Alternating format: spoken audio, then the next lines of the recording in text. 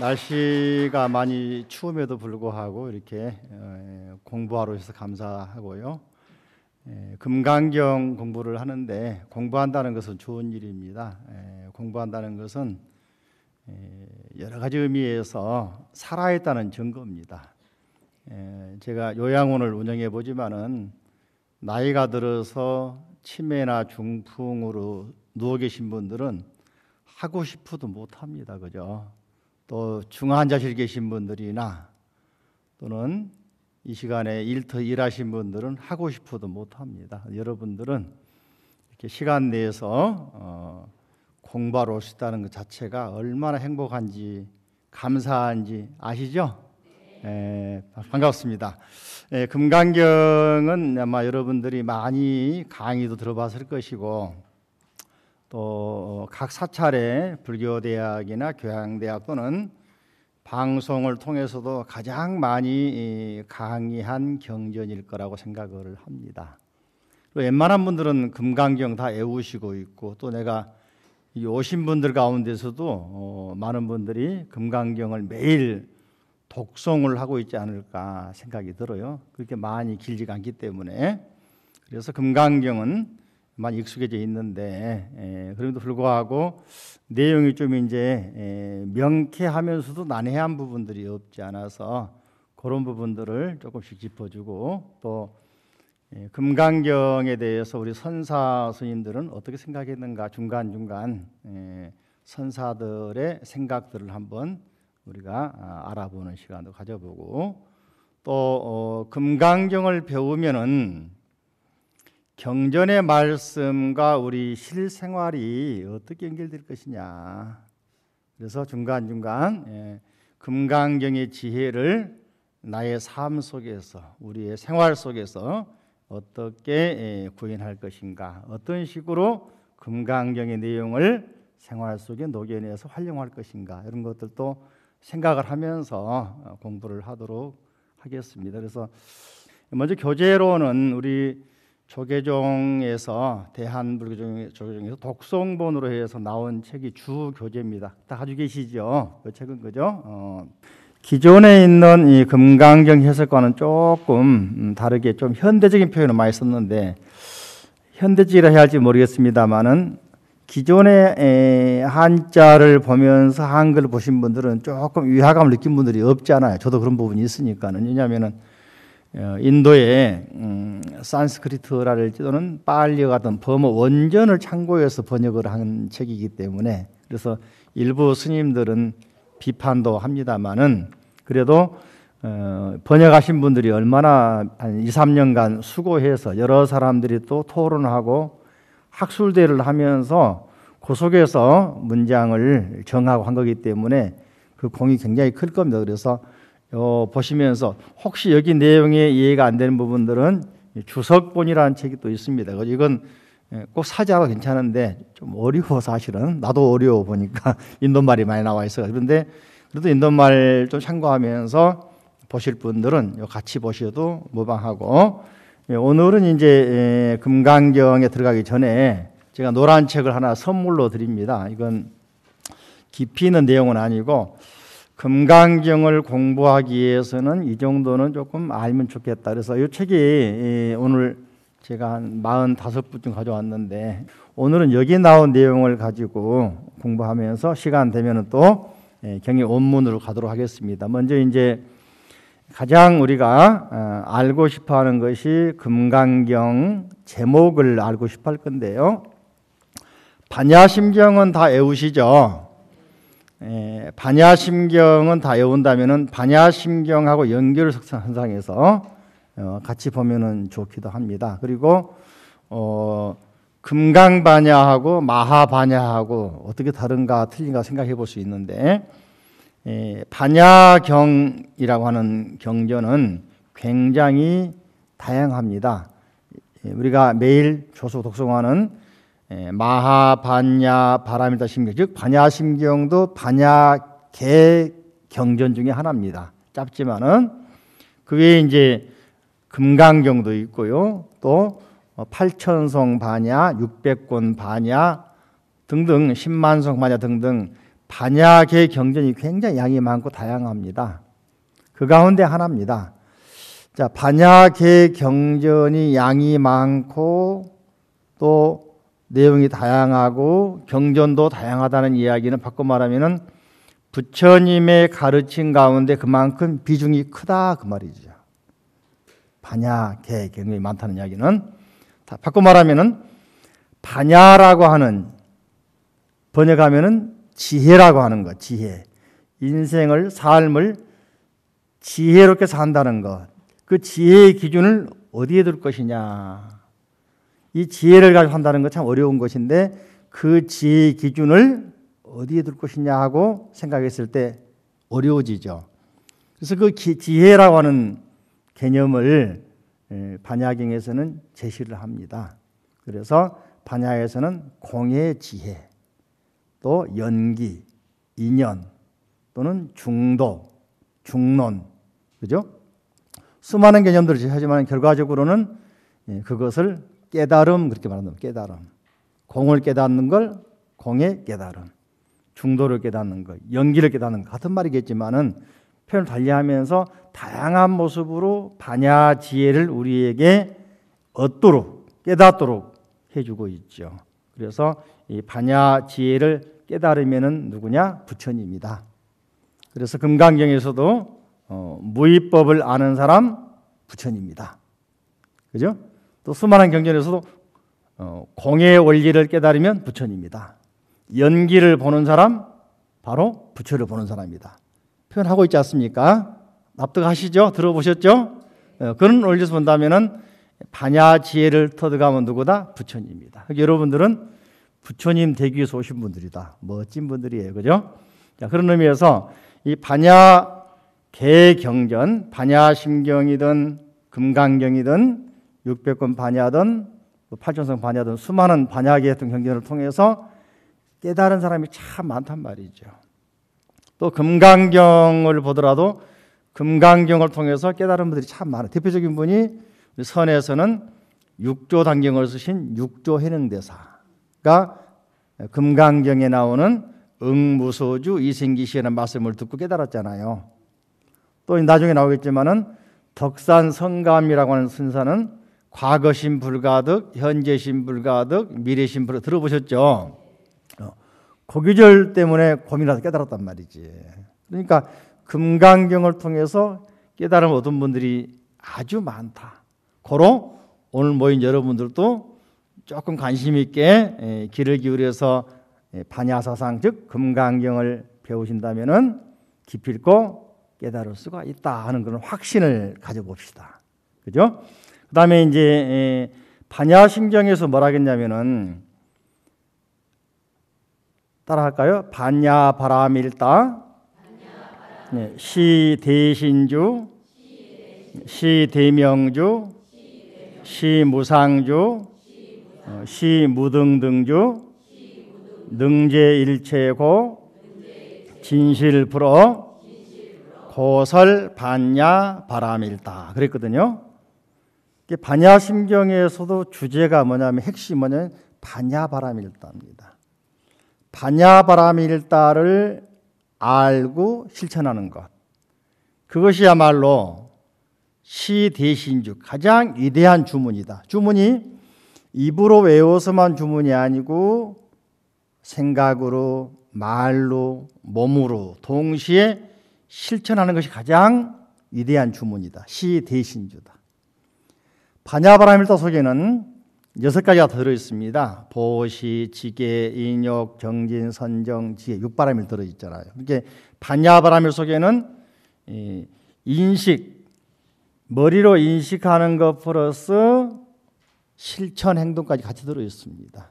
그렇게 반야바라밀다를 깨달아서 실천하는 것, 동시에 하는 것, 6바라밀을 동시에 실천하는 것 굉장히 중요하고 그 사람이야말로 가장 위대한 주문을 외우는 사람이다. 실행하는 사람이다. 또 시무상주, 가장 높은 주문도 반야바라밀다다. 또 반야바라밀다는 대명주, 가장 밝은 주문이다. 또 시무등등주, 그 무엇과도 비교할 수 없는 오직 부처님의 아니옥다라 삼약 삼보리인 깨달음하고만 비교가 되는, 즉 깨달음 자체인 바로 그것이 반야바라밀다다. 그리고 이것은 능제일체고 능이 일체 모든 고통에서 다 구제해 준다.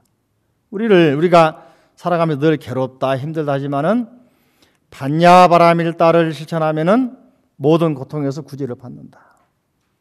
그죠? 생각으로 하면은 못 받겠죠, 그죠? 실천을 했을 때 받을 수 있겠죠. 진실불호, 진실에서 절대로 허투른 말이 아니다. 허투른 행동이 아니다. 그죠? 결과적으로는 구경열반, 구경에는 열반의 세계, 즉 부처님의 깨달음의 세계에 들어갈 수가 있다 하는 것이 바로 반야바라밀다다. 또 반야심경에서 알고 있습니다. 여러분 알고 있는데 보리살타의 반야바라밀다. 보리살타는 줄이면은 보살이지, 그죠? 모든 보살들은 반야바라밀다를 실천했기 때문에 보살이 되었다. 어디에 나온다고 그랬죠? 반야심경에 나온다. 알고 있죠? 늘 외우죠? 외우면 실천을 하기 힘들지, 그죠? 오늘부터는 실천을 해야 보살이 되는 거야. 또 삼세 모든 부처님, 삼세 제불의 반야바라밀다. 삼세란 말은 과거, 현재, 미래의 모든 부처님도 모두가 다 의 반야바라밀다. 반야바라밀다를 의지한 까닭에 누가 됐습니까? 부처님이 되셨다. 그러니까 보살이 되기를 원하고, 대승불교에서는 보살이 즉 부처님입니다만은 또 부처님이 되기를 원한다면은 뭐 하라? 반야바라밀다를 깨닫고 실천하라. 그죠? 이게 되지 않으면 보살이 되기 힘들고 또 부처가 안 된다. 그러니까 금강경을 말로 외우고 생각으로 외워도 실천하지 않으면은 참 어렵다 이야기입니다. 그죠? 그런 의미에서 금강경을 공부하면서 우리가 왜 금강경을 배우는지 또 왜 금강경을 실천해야 하는지 하는 것들을 생각해 보자고요. 좀 금강경의 공부를 이해를 위해서 노란 책 있지 않습니까? 좀 펴보시면은 칼라 사진이 있습니다. 그죠? 금강경의 등장 인물과 장소가 이제 나오긴 합니다만은 여시야문 일시불제 사이국 기수국 고덕원, 그래서 기수고덕원은 기원정사인데 아래 보면 사진 있습니까? 기원정사에 제가 재지난 해에 가서 참배하고 찍은 사진인데요. 여기가 기원정사에서 바로 여기가 금강경 설하신 곳입니다. 그죠? 금강경 설하시고 이 기원정사는 부처님께서 중후반기, 즉 50세 후반이라고 예상합니다만은 60 전후로 해가지고 여기 금강경에 나오는 기수급고독 장자, 급고독 장자, 수다타라고 하는 이름을 가진 장자, 수다타 장자거든요. 그분을 만납니다. 수다 장자도 만나는 계기가 여러 가지가 있는데 그 장자가 지금으로 말하면은 사업을 잘 해가지고 아주 부자로 살고 있는 대기업의 CEO 택인데 그 사람이 자기 어떤 그 사돈이랄까 누구 집에 초대받아 갔는데 그 집에 보니까 부처님을 초대해가지고 공양을 올리고 있더라. 부처님 오실 때 한번 오시면은 1200명 제자가 따라오지 않습니까? 그래서 저분들은 누구고 누구를 위해서 공양을 올리네, 그러니까 그분이 하는 이야기가 부처님이 오시는 날이다. 제자들이 함께 오는 날이다. 그래서 이제 그 계기로 돼가지고 부처님께 인사도 드리고 그러면서 자기 고향 땅인 사위성, 슈라바스티 사위성에 초대할 생각을 하죠. 근데 초대하려고 하다 보니까 1250명이 머무를 수 있는 장소가 좀 없는 거예요. 오면은 상당히 먼 거리에서 대인원이 대중들이 이동해 오는데 먹고 자는 문제도 해결되지 않겠습니까? 뭐 먹는 문제는 이제 스님들은 당시에 탁발 그래서 마을 다니면서 각자 해결하기 때문에 문제가 안 된다 하더라도 모여서 이제 안거 생활하려면은 우기, 여름에 비가 오거나, 그죠? 인도는 추운 날은 없다 그러니까 주로 우기 하한 거를만 했단 말이 3개월 정도. 그때 모여 살려면은 1250명이면 얼마나 땅이 필요하겠습니까? 그죠? 그래서 수다타 장자가 그 땅을 물색하려고 알아보니까 여기가 딱 안성맞춤인 거예요.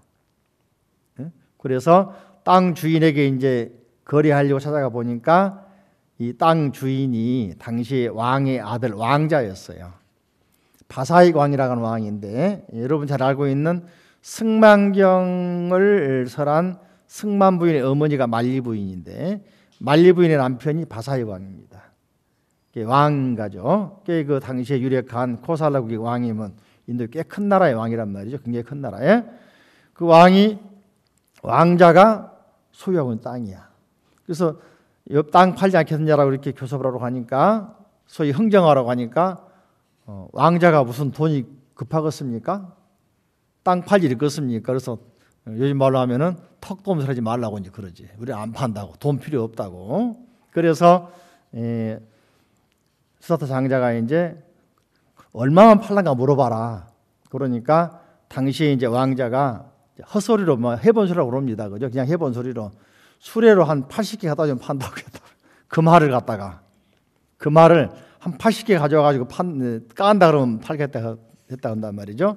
그러니까 서장자가 진짜로 수레에다 그 말을 싣고 가지고 오고 있는 거예요. 그걸 보고서 왕자가 감동을 합니다. 도대체 부처님 어떤 분이간데 당신이 그렇게 땅을 시주하려고 하면서 이렇게 막대한 돈을 투자하려고 그러느냐고 이렇게 했다고 그럽니다. 그래서 그럼 나도 그럼 반하겠다 해가지고 서로 나누어서 해서 이 땅 이름을 기수급고독원, 그죠? 기타태자하, 즉 바사의 경우 아들이 기타태자하고 급고독 장자. 급고독자라는 말은 수바티라는 사람이 그 장자가 요즘 말로 하면은 사회 사업을 많이 했는가 봐요. 어려운 사람 많이 도와줬어요. 그래서 이름을 고독한 사람을 공급하는 사람, 도와준 사람, 그죠? 이렇게 해서 급고독이란 말 나오는 번역을 했는데, 본래는 이제 기원정사로 줄여서 말합니다만은 그 땅을 기증받아 가지고 부처님이 거기에서 58세경 또는 60세경을 전후해서 80세 열반 들 때까지 20년 정도를 주로 여기서 안거했던 것 같습니다. 여기에서. 인도 전역에 35세 6세경, 35세 말경이죠. 12월 8일, 나볼 8일이니까 그때 깨달아 보신 다음에 걸어서 전국을 다니면서 한철 지내고 또 다른 옮겨가고 이렇게 하면서 전국에서 안거를 했는데, 아마 말년에 20년 정도는 주로 여기에서 안거를 하고 또 필요하면 가서 안거하고 다시 돌아오고, 그래서 여기 굉장히 애착이 많고 장기간 거주하신 것이 아니겠느냐 생각을 해봅니다. 그런 땅이 기원정사고요. 옆에 보면은 부처님이 거기 보면은 그 금 모양 있잖아요. 여기가 가면은 침실이었던 곳이라고, 침실이었던 곳이라고 하는 곳이라서 거기 보면 뭐 쌓아놓고 여기서 많이들 예배에 참배하고 절도하고 그러면 또 가서 참배하고 그랬는데요. 또 안한존자가 살던 방이 바로 침실 옆에 있더라. 그러니까 시자였으니까 안한존자, 그죠? 바로 옆에 방이 터가 있어. 그래서 이렇게 옵니까? 부처님이 문 열고 안하나 부르면은 옆에서 듣고 있다 바로 예하고 나올 수 있는 그런 거리란 말이지. 그래서 납득이 좀 가더라고 보니까. 지금도 그 성주실내 가면은 여기를 많이 갑니다. 그리고 이 인도 말로 된 경전을 번역하신 분이 쿠마라지바, 인도 말로는 쿠마라지바. 한국에서 이제 쿠마라습 그러기도 하고 쿠마라집 그러기도 하고 두 가지 씁니다만 상관이 없습니다. 인도 말이니까. 인도 사람이라기보다는 인도하고 도낭 사이에 있는 사막의 나라 중앙아시아 출신인데, 이분이 경전을 굉장히 많이 번역을 합니다. 여러분 잘 알고 있는 법화경도 이분이 번역한 겁니다. 물론 법화경 세 가지가 있어요. 정법화경, 묘법연화경, 그죠? 또 뭡니까? 처음품 법화경도 있는데 세 종이 네 종이 있는데 그 중에 묘법연화경이라고 번역한 분도 구마라지바. 또 법화경에서 관세음보살 공부품에서 인도 말인 아발로키데스와라라고 하는 인도의 말을 보통 관자재 보살이라고 번역되어 있죠. 번역이 그죠? 근데 법화에서는 관세음 보살이라고 번역을 했죠. 최초로 관세음 보살이라고 이렇게 이름 썼다고 하는 이야기도 있습니다. 그만큼 우리에게 알려진 유명한 보살 이름, 또 이분이 번역한 책은 대승불교의 가장 중요한 책들을 번역을 해서 이분이 번역해서 딱 나오면은 요즘 말하면 베스트셀러야. 아미타경 다 알죠? 누가 번역했을까? 구마라지바. 법화경 알죠? 금강경 알죠? 이게 금강경도 뒤에 나옵니다만은 여러 사람이 번역을 했는데도 불구하고 이분이 번역한 걸 책으로 치는 거야. 명품 번역으로 생각하는 겁니다. 법화경도 아까 말씀드린 것처럼 3가지, 4가지가 있는데 구마라지바 스님이 번역한 묘법연화경을 책으로 치는 거예요. 반야심경 번역은 여러 가지가 있는데 그 중에 구마라지바 스님이 번역하고 있습니다만은 그건 이상하게도 당나라 현장법사가 번역한 현장법사 삼장법사 있지 않습니까? 네, 그분이 번역한 우리가 지금 외우고 있죠. 근데 내용은 많이 대등소이합니다. 크게 차이가 없을 정도로 비슷합니다. 그죠?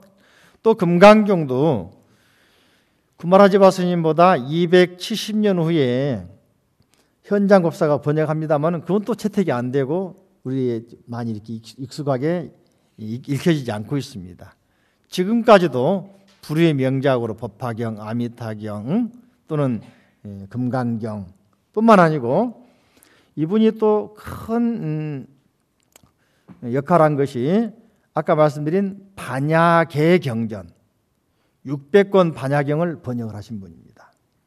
또 반야계 경전의 가장 큰 경전 600권 반야경을 번역했을 뿐만 아니라 그 600권 반야경을 인도에서 해설을 한 스님이 있습니다. 나가르주나 용수보살. 용수보살 많이 들어봤죠? 약창기에 나오죠. 대방광불로 하엄경 용수보살 약창기. 그분이 대승불교의 아버지라고 그럽니다. 다시 말하면은 그분이 인도에서 서력으로 말하면 150년에서 250년 살아온 분이라고 실존 인물입니다. 150년 경에서 250년 서력으로. 그러니까 2세기 중반, 3세기 중반. 이분은 굉장한 분인데 부인을 할 수 있는데 이분이 반야 사상을 통달한 분입니다. 그래서 이분이 600권 반야경에 대해서 낱낱이 소위 말하면 해설을 합니다. 주석을 답니다. 그걸 대지도론 그럽니다. 그것도 600권이야. 대단하죠. 600권 책 읽기도 힘들 건데 600권 또 해설을 또 했어. 그걸 인도말로 했을 거 아닙니까? 번역한 사람이 누구냐? 구마라지바. 대단하죠, 그죠? 끈기와 인내가 대단하죠. 이게 육바람에 나오는 보시, 지계, 인욕이야. 정진, 노력이야. 선정, 지혜. 그러니까 이 방대한 분량의 책을 읽고 이해를 하고 번역한다. 이 번역이 어려움이 돼서 말이죠. 구마라지 스님이 당신의 말 남아있는 말 가운데 생각나는 말이 있어요. 곡식을 지어서 밥을 만들었다. 그래서 나눠주면 다 먹을 수 있죠, 그죠? 근데 그걸 자기가 먹어서 씹어가지고 소화해서 다른 사람에게 전해준 것 같다. 뭐가? 번역하는 작업이. 여러분, 남이 씹어서 주면 먹을 수 있겠나요? 잘못하면 역겹죠, 그죠? 넘어오죠. 그만큼 번역 작업이 어렵고 잘못 번역하면은 이거야말로 뭡니까? 상대방에게 역겨움을 주는 독약이 되는. 그러니까 이 번역이 어려움 얼마나 어렵겠습니까? 그죠? 그렇게 번역이 되는데 이분의 삶을 보더라도 이분이 굉장한 또 시대적으로 아픔을 겪으신 분입니다. 이분이 서력으로 말하면은 대강 340년경에 태어났어요. 그래서 412년경 돌아가시거든요. 약 60 전후로 돌아가시거든요. 당시에 그 정도가 이제 평균 수명일 수도 있겠습니다만은 굉장히 고난의 세월을 사신 분입니다. 우리나라가 기본적으로 불교가 들어올 때를 고구려 소수리만 때 기억납니까? 서기로 말하면 372년경, 그죠? 그때가 중국으로 말하면 남북조 시대입니다. 남조, 북조. 중국이 여러분 잘 알고 있는 삼국지 아시죠? 위나라, 초나라, 오나라, 그죠? 그때 위나라가 한나라가 망하고 나서 다시 조조라는 사람이 나타나가지고서는 삼국을 제패해서 위나라로 통일이 됩니다만은 얼마 못 가고 다시 진나라가 또 통일을 합니다. 그러다가 진나라 이후에 중국 천하가 4분 5일 돼가지고 남쪽 북쪽 크게는 그래서 남북조 해가지고 16개 나라가 군웅할 것 시대가 만들어집니다. 그걸 5호 16국 시대라고 그럽니다. 그런 시기에 중반 때 북조에서 전진이라는 나라, 전진이라는 나라의 왕이었던 북연이라는 왕이 있었습니다. 그 사람이 굉장히 불교를 또 좋아하는 왕이었습니다. 불심도 있었어요. 북방 쪽에 이제 그때는 이제 남방에 들어옵니다만 일부 왕들은 유교나 도교를 채택하지 않고 불교를 받아들여서 통진념으로 또는 개인의 신앙으로 한 사람이 많습니다. 왕들이. 그래서 그런 왕들을 통해서 중국에 이제 불교가 막 퍼지기 시작하는데요. 근데 전진의 왕이 우리나라의 소수리망 때 순도나 아도 스님을 보내가지고 불상과 경전과 향을 보내서 우리나라 불교를 통해서 국교를 수립하자고 소위 유화 정책을 씁니다. 그래서 우리나라는 이제 그때 고맙게도 불교를 받아들여서 지금 이르고 있죠. 감사한 일이죠. 근데 북연이라는 사람이 불교만 전해주려고 그런 게 아니라 그 이면에는 그죠? 중국 천하를 제패할 꿈을 가지고 있는 거예요. 그래서 남쪽으로 진출하려고 합니다. 그런 과정에서 여광이라는 장군에게 5만 군사를 보내가지고 바로 구마라지바가 살고 있는 중앙아시아의 쿠자국을 치게 만듭니다. 그래서 중앙아시아 사람들은 군사보다는 주로 상업무역하고 산 사람들이고 사막의 나라이기 때문에 군사력은 약하단 말이죠. 사막 속에 있는 누가 쳐들어올 줄 알겠습니까? 근데 5만 군대 들고 들어오니까 속수무책이죠. 그래서 여광이라는 장군이 출정할 때 두 가지 부탁을 받았다. 크게 두 가지라고 많이 있었겠지만 크게 두 가지라고. 한 가지는 중앙아시아의 쿠자국이랄지 그런 나라들은 인도와 중국 사이에서 실크로드를 통해서 교약하는 중간 무역상, 소위 말하면은 거기서 물건 받아가지고 전해주는 역할을 하는 거점 무역지라고 합니다. 그래서 인도의 상인들이 와가지고 중국산에 와서 거기 머무르기도 하고 교육하기도 중개도 해주고 중개상들이 쉽게 말하면 그런 것이기 때문에 상업이 발달한 곳이라고 그러고 당시의 중앙아시아, 키르기스탄이랄지 고차랄지 고창이랄지 또는 코텐이랄지 다 불교 나라들이었거든요. 지금은 이슬람으로 바뀌었습니다. 지금은 이제 9세기, 8세기 이후로 이슬람 침공에서 불교 이슬람이 되어 있는데 요즘 가끔 신문에 보면은 중국에 신강 위글 지역이라는 말 나올 거예요. 거기 이슬람 사람들이거든. 그쪽이 옛날 중앙아시아 땅입니다. 사막의 나라. 손오공이라는 드라마 보면 나오는 것이 화염산 있는 동네. 화염산. 여름에는 더워가지고 온도가 올라가면은 49도, 50도 올라간다고 그럽니다. 이렇게 풀이 못 자라는 거. 화염산 같아. 빨개 타가지고. 거기에 나라에 오아시스가 있는 곳이 쿠차. 여기 말하면은 구자국이었습니다. 이분이 사는 시대에는 불교가 꽤 흥했습니다. 또 이분도 어머니가 쿠차국의 공주 출신이었습니다.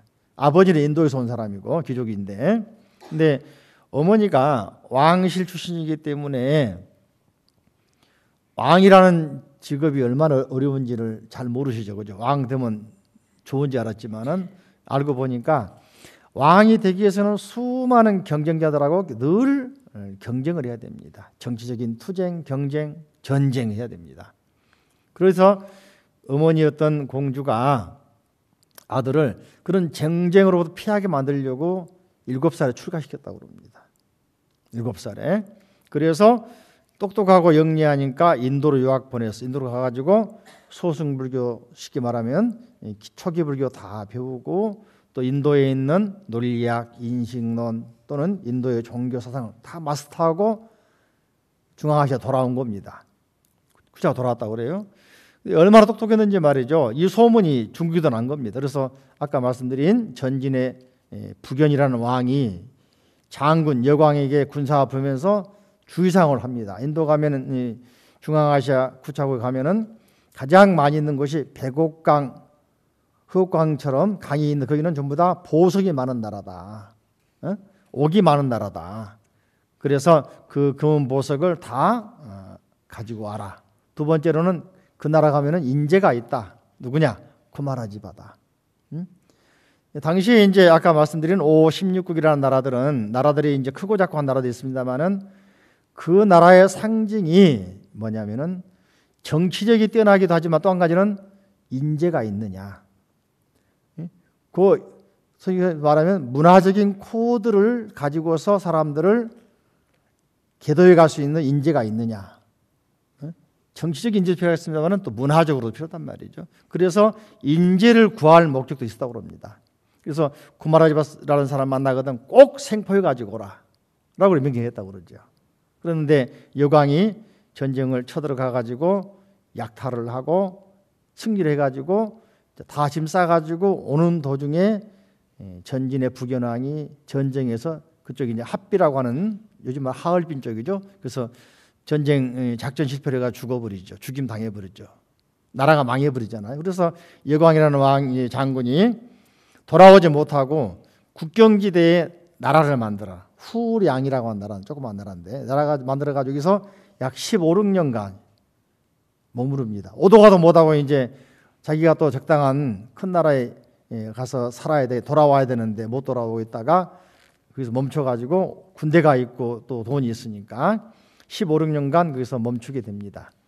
그 사이에 이제 여광이 구마라지바 스님이 인재라는 걸 알면서 이제 탁 만났는데 구마라지바니 나이가 30대 중반쯤 되는 거예요. 35에서 38세쯤 되는 거예요. 그러니까 자기는 장군이니까 꽤 나이가 한 50대 될 거 아니겠습니까? 깜짝 놀래죠. 새파랗게 젊은 놈을 인재라고 그러고 영재라고 그러고 천재라고 그러고 데려오고 생포이라고 왕이 부탁했는데 보니까 새파란 젊은 사람이야. 그래가지고 국경지대 후리양이라는 나라를 세워가지고 살면서 구마라지바 스님을 데리고 이제 조롱을 합니다. 좀 불행한 일이죠, 그죠? 조롱한다는 이야기는 뭐 말에다 태워가지고 떨어뜨리기도 하고 쉽게 말하면 그죠? 같이 노름하기도 하고, 심지어는 이제 구마라지바 스님을 이쁜 기녀들 방에 넣어놓고 자게 만들고 그런 과정에서 이제 스님이니까 못하겠다고 그러면은 궁녀를 또는 기녀를 죽이는 발 앞에서 죽여버리는 할 수 없이 살 수밖에 없는 그런 상황까지도 간단 말이죠. 그래가지고 구마라지바 스님이 16년간을 정말로 이 자기 내면의 수행으로 받고 정치적으로 핍박받고 있으니까 표현을 못하고 항상 내면으로 수행을 했는 것 같습니다. 다행히 이제 15, 16년 지나면서 이 후량이라는 나라가 후진이라는 나라에게 투항을 합니다. 후진의 요홍이라는 왕이 나타나가지고 근데 그 왕이 굉장히 불심이 뛰어난 사람이야. 나라도 꽤 컸어 그쪽에. 커가지고 그 구마라지바 스님을 알아보고 스승으로 모십니다. 그리고서는 경전을 번역할 수 있는 요즘 말로 하면은 불교 경전 연구소 국책으로 국가에서 모든 인재를 지어놓은 이렇게 건물도 지어주고 전국의 인재를 다 모아서 글 쓰는 사람, 인도말 할 줄 아는 사람, 애우는 사람, 받아 적는 사람, 또 문장 다듬는 사람 수백 명을 모아가지고 역경원이라고 그러죠. 역경원 번역하는 것. 경전 번역원을 만들어주죠. 그리고 후원을 해주죠. 그런 가운데 구마라지바 스님이 거기서 수많은 경전을 번역을 합니다. 그런 번역한 경전 중에 많은 경전이 대승불교에 꽂히고 정말로 중국에 와서 대승불교에서는 없어서는 안 될 경전이 많습니다. 그런데 이분이 번역한 경전은 아까 말씀드린 베스트셀러 정도가 아니고 사람들에게 감동을 주고 울림을 주고 해서 종파가 만들어집니다. 종파가. 법화경 번역하고 나서 법화경은 나중에 법화종, 천태종으로 바뀌죠. 그죠? 선의 경전들을 번역하고 나서 나중에 선종으로. 또 이분이 번역한 대지도론이랄지 또 공을 가장 잘 설명한 중론이란 책, 중론, 불생, 불멸, 불구부정 설명한 데 중론이거든. 그 중론이랄지 또 백론, 12문론 요 세 가지를 통해서 삼론종이 만들어지고 뿐만 아니고 미륵상생경, 미륵하생이 번역하면서 미륵종이 만들어지고 미륵종, 미륵부처님 그죠?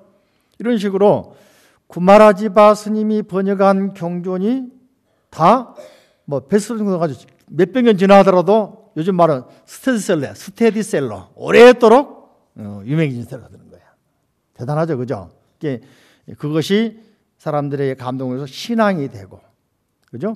또 지금도 그 역사, 문화, 경전이 남아오고 정말로 감동을 주고 있죠. 그런 분이 바로 구마라지바 스님이고 그분 사는 동네에 가장 많이 나는 이제 하나의 보석 옆에 나와 있는 라피스 라즐리라고 하는 청금석. 그래서 지금도 사천성 지나서 신강 이글 지역에 가면은 파란 대문, 파란 기둥이 굉장히 많아요. 파란색을 칠하는 것이 사람들은 행운의 색이고 부귀 영화를 상징하고 이 사람들은 이 파란색이 건강을 상징하고 알고 보니까 하늘 색깔이고 우주를 상징한다는 거예요. 요 청금석의 당시에 1g이 100g, 1g은 금의 10g 정도. 금값보다 10배가 비싸. 지금도 중앙아시아 가면은 이런 색깔을 많이 가지고 있고 절의 단청도 단청, 단은 빨간 색깔, 청은 요 색깔이잖아요. 그죠? 다 요래가 있습니다. 그래서 요 귀한 돌이 많이 나는 동네가 바로 그런 나라였던 것 같습니다. 그래서 이런 것 때문에 욕심이 나가지고 돈이 되니까 사막의 나라까지 쳐들어가서 전쟁했겠죠. 그런 의미에서 보면은 전진의 부견은 북쪽으로는 고구려라든지 또는 북쪽 지방 나라들하고는 화해, 유화 정책을 쓰면서 남쪽으로는 야심을 가지고 진출해서 정벌하려고 했었죠. 그죠? 그런 고구려의 불교를 전해줄 목적이 정말로 불심이 있어서 불교를 전하겠다는 생각도 있었겠지만 한편으로는 좀 요즘 말로 하면 좀 찝찝한 게 이쪽 나라들을 침략할 수단으로 유화 정책을 썼구나 하는 걸 또 알면은 조금 거시기한 부분도 없지 않아, 그죠? 거시기하다 그런가? 그죠? 자, 그런 의미에서 구마라지바 스님의 번역은 명번역이고 물론 지금 금강경은 산스크리트로 남아 있습니다. 온전히 남아 있어요, 인도에, 그죠? 또 빨리도 있겠죠. 그래서 우리나라에서도 원전을 가지고 번역한 스님들 몇 분 계십니다. 금강경 산스크리트 원전 가지고 쉽게 이제 내가 쉽게 볼 수 있는 책으로는 우리 불강 출판사라고 나온 그 강묵순이 번역한 것도 있고 금강연구라고 그분 완전히 한자도 씁니다만은 그 인도말 가지고 많이 해석을 하고 있죠. 원전 찾아가지고 쉽게 말하면 어원도 찾고 그래서 그거 보면은 인도말로 된 금강경 해설도 볼 수 있는 우리가 볼 수 있습니다. 우리나라에서도 그리고 남아 있습니다. 그런데 불구하고 우리는 동아시아 즉 북방불교에서는 중국에 들어오면서 보면서 경전이 인도말이 다 번역이 됩니다. 한자로.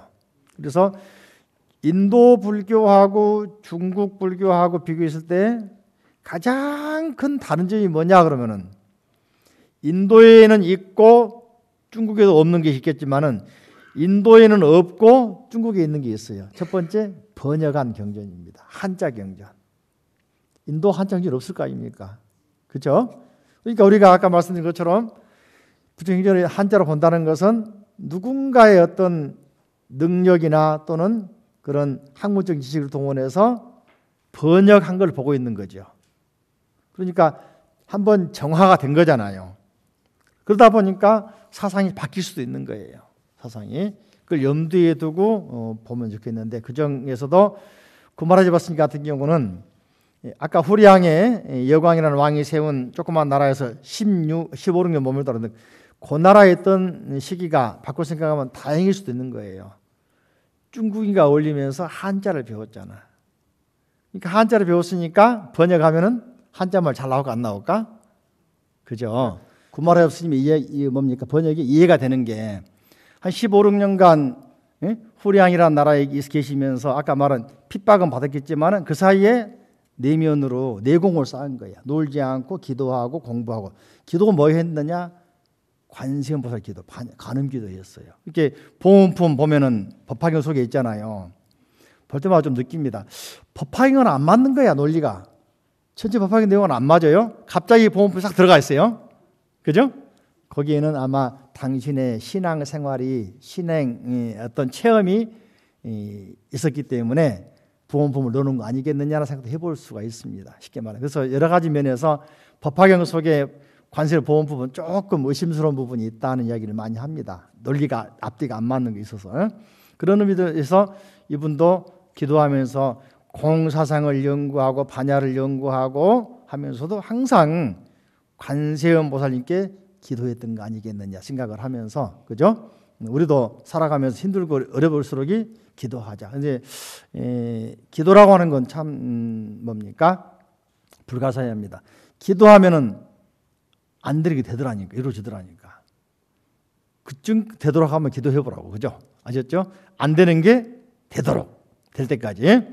자, 금강경에 대한 이야기 이제 다시 서론 보면은 1페이지에 있습니까? 금강경 이치 아까 말씀드린 것처럼 금강경은 반야 부위 계통의 경전 가운데 반야 신경과 함께 가장 많이 독송되는 경전이 금강경이다, 그죠? 또 이제 이 경의 성립 시기를 보면은 부처님 말씀하신 경전은 여러 가지 면에서 좀 검토할 게 많이 있는데요. 원시 불교에서 가장 부처님 원음에 가까운 경전이 있습니다. 원시 경전 그러죠. 또 이제 그게 조금 또 지나오면 초기 불교 경전들. 거기는 이제 경전하고 해설이 조금 더해지니까 이제 논서가 나타나기 시작합니다.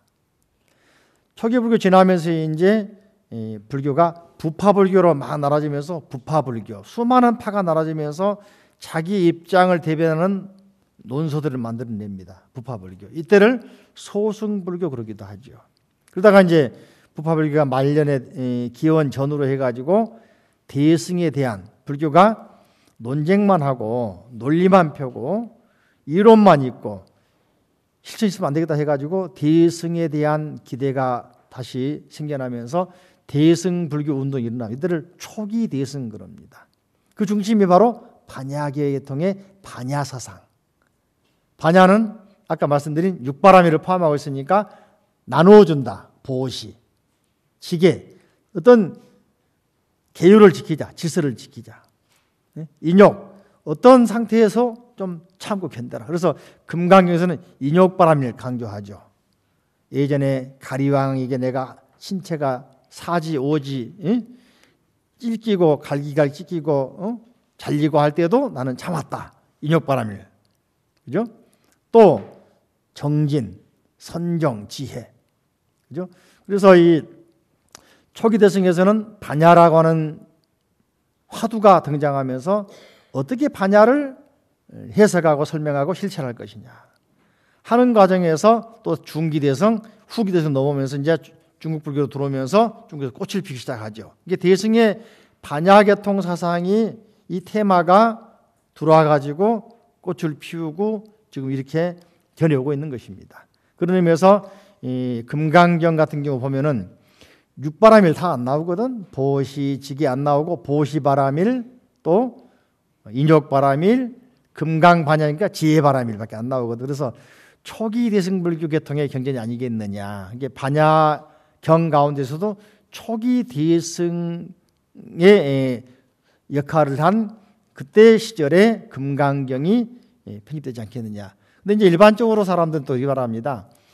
경이 번역될 때는 구마라자 스님이 약 서력으로 410년 전으로 번역을 했는데 번역되기 약 100여 년 전에 경이 인도에 있었을 것이다. 그러니까 이 경의 성립을 저 위로 올라간다면은 서력으로 2, 3세기경에 인도에 있었을 것이다. 온전히. 그리고 이것이 중국으로 와서 410년경 돼서 아까 말씀드린 구마르지 바스님이 한자로 번역을 했다. 번역하자마자 이 책은 불자들에게는 초 베스트셀러가 되어버린 거죠. 그죠?